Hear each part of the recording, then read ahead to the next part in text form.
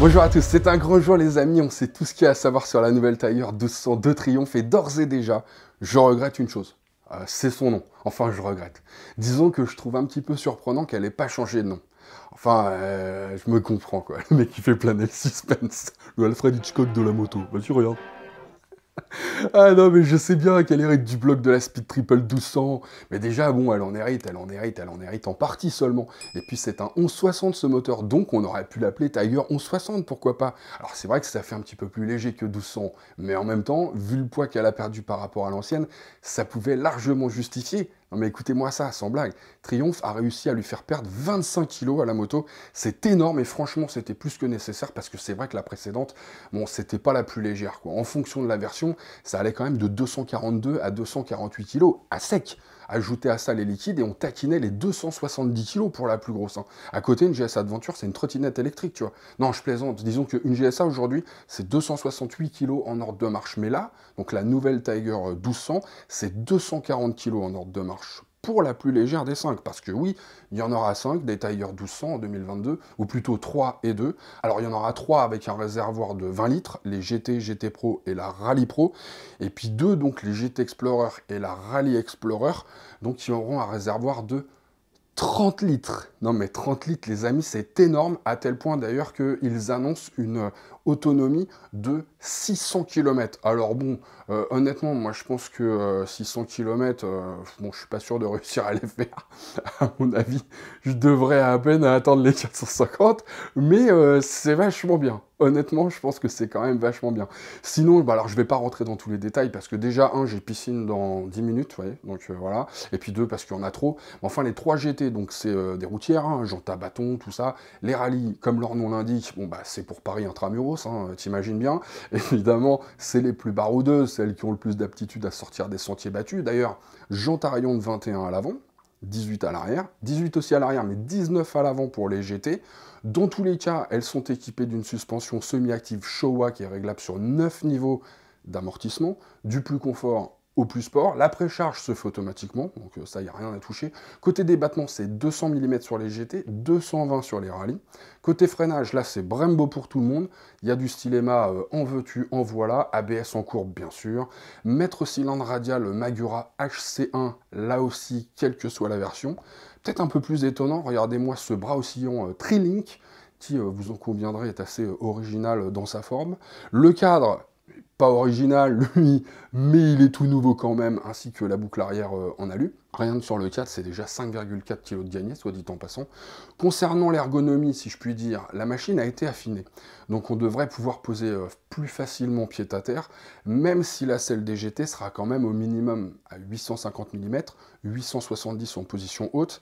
Et il faudra compter 875 ou 895 en position haute sur les rallyes.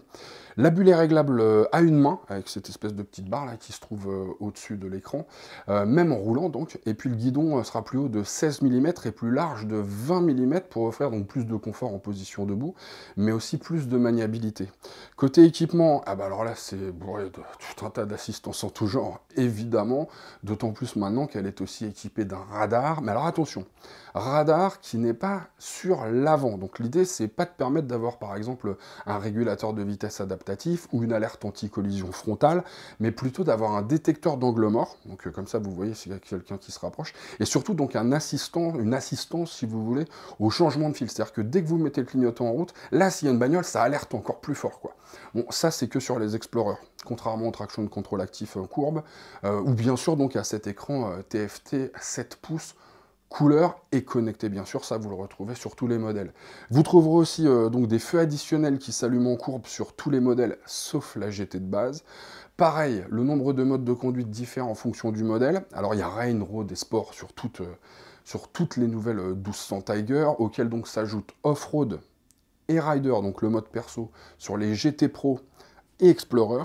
Et sur les rallyes, alors là il y a un mode Off-Road Pro, en plus de tout le reste. La différence entre Off-Road et Off-Road Pro, c'est qu'en plus de couper l'ABS à l'arrière, en Pro, ça coupe aussi l'ABS à l'avant et le traction control complètement aussi. Donc en fait, avec un beau bébé de 260 kg, quoi, sans ABS dans la Pampa, faut comprendre que pro, ça se réfère plus au gars qui est censé éviter de mettre la moto en PLS qu'au mode en fait. Hein.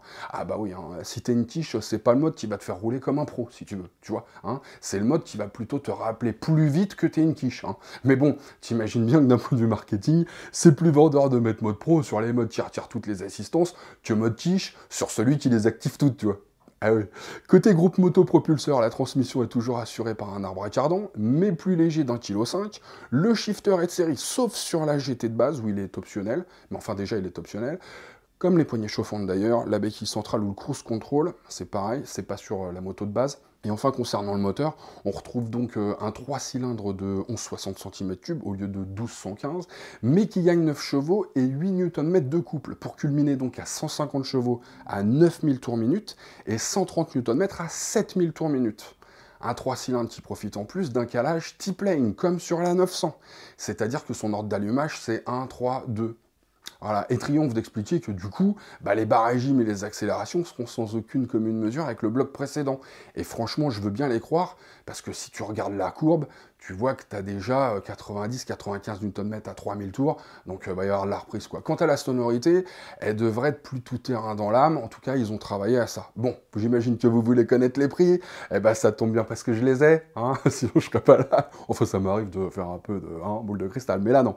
Garantie 3 ans, révision tous les 16 000 km, avant de vous dire les prix, qui sont donc à partir de 18 700 pour la Tiger 1200 GT de base. Pour la GT Pro, alors là, c'est 20 900 €. Et pour la GT Explorer, il faudra donc compter 22 300 €. Pour les rallyes, ça démarre un peu plus cher, c'est à 21 900. Ça, c'était pour la Rallye Pro. Pour la Rallye Explorer, ce sera 23 300 €. Les livraisons débuteront en mars 2022, les amis. Et sur ce, aloha. Comment? Le mode pro? Ça veut dire? Ça veut dire que le gars qui n'a pas besoin d'assistance paye plus cher pour pouvoir les déconnecter, donc les assistances dont il n'a pas besoin, mais qu'il paye quand même. Putain, t'es génial. Mais, tu veux quoi exactement? Tu veux qu'on s'engueule? Tu veux quoi? C'est quoi ton projet? Tu cherches la bagarre? Tu veux qu'il vienne me mettre pour pif? C'est pas moi, c'est lui, sérieux, c'est pas moi.